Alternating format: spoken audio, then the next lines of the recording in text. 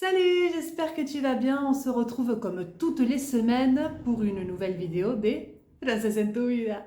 Aujourd'hui, on va voir l'interrogation. Les trois façons, justement, de poser des questions en français. Tres formas de hacer preguntas en français. Oui, c'est parti, on y va. Alors, en français, il y a trois types de questions. Il y a les questions fermées, les questions ouvertes et les questions partielles. Les partielles, c'est quand tu dis quel, hein, quel est ton âge, quel est ton parfum préféré, etc. On va les analyser toutes les trois avec des exemples. On va commencer par les questions fermées. Alors, les questions fermées, porque se llaman fermées que cerradas, porque uno va a contestar par oui ou non. Se contesta por sí o no. Bien. Alors, dans cette catégorie, il y a trois types de questions fermées. La première, c'est à la forme familière. Alors, par rapport justement à la question style familier, elle va suivre le schéma d'une question affirmative, c'est-à-dire sujet, verbe, complément. D'accord? Par exemple, vous parlez français, vous parlez espagnol, vous parlez anglais, et comme tu entends, ça monte à la fin. Donc, quand c'est la question forme, style familier, sujet, verbe, complément, et il va y avoir une montée, una subida al final. Vous parlez français? Et c'est un registre que je peux utiliser justement, ce type de questions, avec ma famille, avec mes amis, donc sujet, verbe, complément, ça va. Ensuite, tu as la forme standard, c'est celle que tu vas utiliser la majorité du temps. La mayoría de las veces va a usar esta forma que es la estándar, que es con el núcleo, yo llamo núcleo, est-ce que. Par exemple, est-ce que tu parles français? Est-ce que vous allez bien? Entonces, le agrega solamente el est-ce que, est-ce que, est-ce que, ou est-ce que. Bien, y eso es forma estándar. N'importe quelle question, est-ce que, voilà. Et la troisième, c'est langue soutenue, c'est quand on a l'inversion du sujet avec le verbe. Alors là, c'est soutenu parce que c'est top, quoi. Et fino, hablar así. Bien, c'est pour ça qu'on appelle ça soutenu et finoli. Bien, finoli, hacemos la inversión y no nos olvidamos del guión. Parlez-vous français? Parlez-vous français? As-tu l'heure? As-tu l'heure? ¿Ves? La inversión, eso, marca una elegancia. Alors, là, il faut faire attention. Siempre hay que tener cuidado en français. Si no por una cosa o por la otra.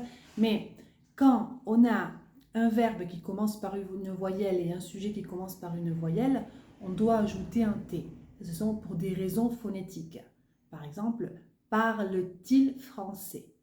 Parle-t-il français? Je ne peux pas dire parle-il français, ce n'est pas correct, donc on n'oublie pas. Si le verbe termine par une voyelle et le sujet commence par une voyelle, je dois ajouter un T.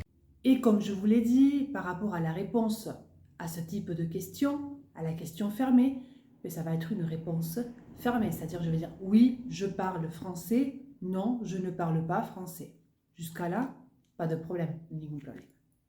Alors, la question ouverte, elle va nous aider à obtenir une information nouvelle, d'accord? Une nouvelle information justamente nos va a servir a que tengamos una nueva información. C'est pour ça qu'on appelle ça une question ouverte, abierta. Et là, dans ce type de question, on va utiliser des mots interrogatifs. Par exemple, qui. Alors, je peux dire à qui, avec qui, le qui et le que, avec quoi. Bien, hay un montón de formas acá tengo mi listita, por ejemplo, pourquoi, bueno, où, dónde, comment, cómo, tengo de quoi, avec quoi, a qui, de qui, todos los dije, bien, son los núcleos de preguntas que justamente puedo usar con las preguntas abiertas, ya que quiero una información suplementaria. Alors, la formule, ça va être sujet, verbe, mot interrogatif et complément. Bien. Vous partez où en vacances? Vous partez où en vacances? ¿Dónde se van ustedes de vacaciones? Donc tu vois, là c'est une question ouverte. Forme standard, par exemple, où est-ce que vous partez en vacances?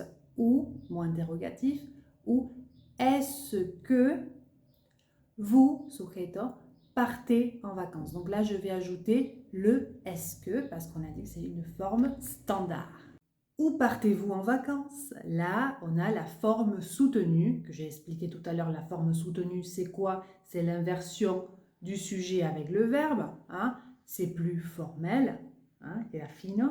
Donc là, je dois ajouter à cette forme le mot interrogatif. D'accord? La réponse à cette question, ça va être par exemple, nous partons à Pau. Donc Pau, c'est la nouvelle information. C'est pour ça que j'appelle ça une question ouverte. Et ensuite, on a la question partielle qui nous permet d'avoir une information supplémentaire sur le nom. D'accord? Sobre el substantivo vamos a tener una información nueva. N'oublie pas que quel va s'accorder en genre et en nombre. Hein? El quel, justamente, ça c'est la concordancia de tiempo. Hay que tener cuidado sobre el substantivo. Si es femenino, se va a escribir quel con una E. Si es plural, femenino, ES, y así. Hein? Por ejemplo, quelle langue étrangère parlez-vous? Quelle langue étrangère parlez-vous? Otra preguntita que me vas a contestar en los comentarios. Quel âge avez-vous? Quel âge avez-vous? Moi, j'ai 30 ans. Voilà, j'espère que cette vidéo a été utile pour toi. C'est vraiment, je pense, quelque chose de nécessaire, d'important, d'avoir la structure des 3 types de questions en français, de comprendre comment on les forme. Je pense que c'est une bonne vidéo. Petit pouce bleu si tu as aimé la vidéo. Tu peux me poser des questions dans les commentaires et avec plaisir, j'y répondrai. N'oublie pas que tu peux me trouver sur Instagram, Frances en tu vida, sur TikTok, oui, Frances en tu vida, et ici, tous les samedis et les dimanches, nos vidéos en Frances en tu vida. Merci, merci, merci d'être là toujours, de me mettre les petits pouces et de me suivre aussi sur Instagram parce que je sais qu'il y en a beaucoup qui me suivent là-bas aussi. Donc, je vous fais un gros bisou et je vous dis à la semaine prochaine pour une nouvelle vidéo. Ciao!